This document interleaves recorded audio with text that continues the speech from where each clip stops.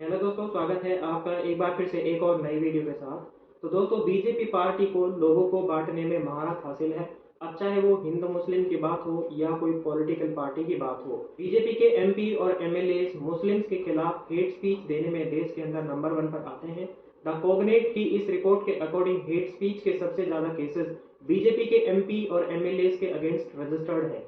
अब दोस्तों, बात कर लेते हैं महाराष्ट्र में बीजेपी ने अपने बंटवारे वाली महारत को साबित करते हुए क्या खेला कर दिया है। उत्तर प्रदेश के बाद सबसे ज्यादा 48 लोकसभा सीटों वाले महाराष्ट्र में कल संडे को बड़ा सियासी दांव चल गया। देश के सबसे चतुर नेताओं में से एक शरद पवार के भतीजे अजीत पवार ने आखिरकार झटका दे ही दिया।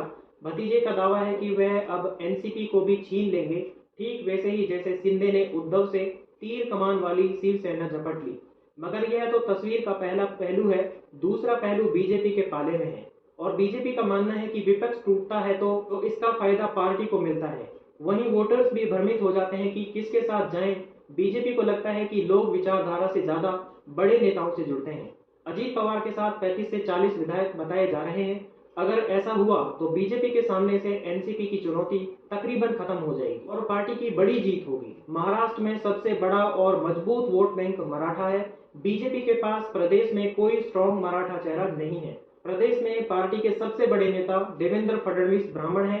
अजीत पवार एक मजबूत मराठा चेहरा है। मराठा समाज में उनकी वैल्यू एकनाथ शिंदे से भी ज्यादा है।